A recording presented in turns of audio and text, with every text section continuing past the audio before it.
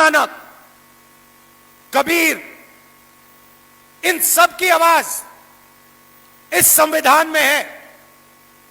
हम बड़े बड़े फंक्शन करते हैं, फोटो के सामने हाथ जोड़ देते हैं, मूर्ति के सामने मत्था टेक देते हैं, मगर जब हमारे आंखों के सामने वीरा पासी जी की विचारधारा का अपमान किया जा रहा है, उसके चित्रे चित्रे उड़ाए जा रहे हैं, तो फिर हम चुप हो जाते हैं। अंबेडकर जी की बात होती है, हाथ जोड़े जाते हैं, मगर जब अंबेडकर जी के संविधान पर आरएसएस खुलकर आक्रमण करता है, फाड़ के फेंक देता है, बिल्कुल वही लोग जो अंबेडकर जी की मूर्ति के सामने जाके मत्था टेकते हैं, वही लोग अंबेडकर जी की विचारधारा को भूल जाते हैं। वही लोग अंबेडकर जी की विचारधारा की रक्षा नहीं करते। यही कमी है। मूर्ति के सामने हाथ जोड़ो, मत्था टेको, मगर जब विचारधारा पर आक्रमण होता है, जब उनके खून पर आक्रमण होता है, तो फिर उसके सामने खड़ा होना पड़ेगा। और यह आक्रमण सिर्फ संविधान पे नहीं हो रहा है, क्योंकि संविधान क्या कहता है? वीरा पासी जी ने क्या कहा? अंबेडकर जी ने क्या कहा? एक ही चीज कही थी, हिंदुस्तान में हर व्यक्ति को अभ्यास का सही फल मिलना चाहिए। हर व्यक्ति एक समान है, और अगर यह देश है तो यह सबका देश है,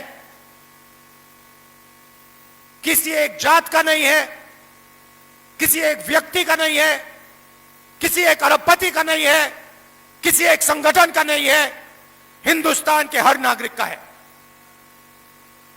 नहीं, आप ताली बजा रहे हो, ताली बजा रहे हो, मगर जब आपके सामने, मुंह के सामने इस संविधान को फाड़कर आरएसएस के लोग फेंकते हैं, तो फिर आप चुप हो जाते हो। मैं आपसे ये कहना चाहता हूं, इसमें आपकी आवाज है, यह आपका खून है, और इसकी रक्षा करना, इसको बचाना आपका फर्ज बनता है, आपकी जिम्मेदारी है।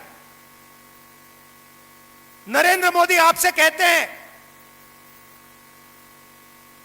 कि विदेश मत जाओ, आपसे कहते हैं सोना मत खरीदो, आपसे कहते हैं इलेक्ट्रिक गाड़ी खरीदो। आने वाले समय में किसान के पास खाद नहीं होगा,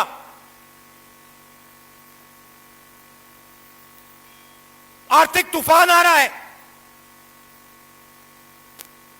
आप देखना,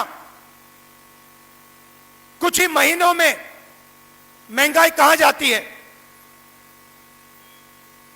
पेट्रोल के दाम कहां जाते हैं, डीजल के दाम कहां जाते हैं, गैस के दाम कहां जाते हैं, दाल चावल के दाम कहां जाते हैं। खुल के प्रधानमंत्री कहता है सोना मत खरीदो,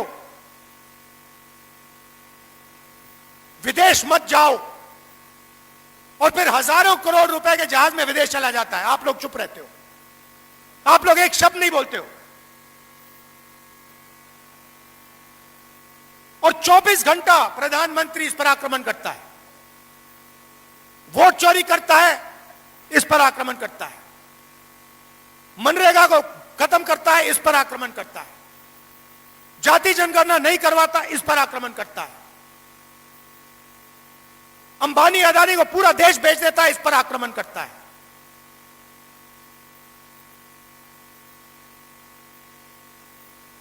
तो मेरा कहना है, हम अगर अंबेडकर जी की बात करें अगर हम वीरा पासी जी की बात करें और उनकी मूर्ति के सामने हम हाथ जोड़ें, तो फिर हमारी जिम्मेदारी है कि उनकी विचारधारा की हम रक्षा करें।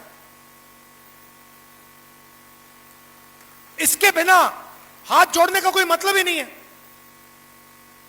आप सोचिए, अगर अंबेडकर जी यहां बैठे होते और आप उनके सामने हाथ जोड़ते, उनके नारे लगाते और फिर एकदम बाहर जाके अंग्रेजों के साथ मिल जाते, उनकी विचारधारा के खिलाफ खड़े हो जाते या उनकी विचारधारा की रक्षा नहीं करते, तो अंबेडकर जी, वीरा पासी जी क्या कहते?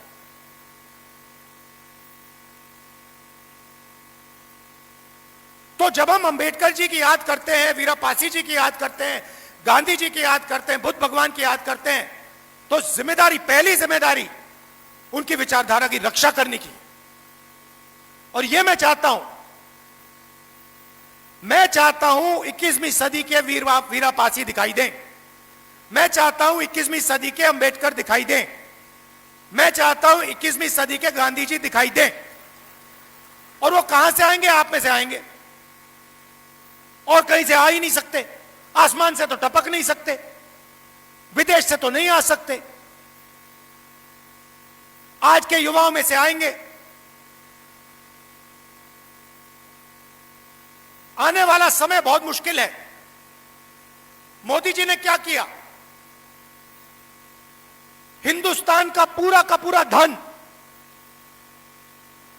आपके जेब में से, आपके घरों में से निकाल दिया। संविधान आपकी रक्षा करता था। संविधान कहता था कि पब्लिक सेक्टर होना चाहिए।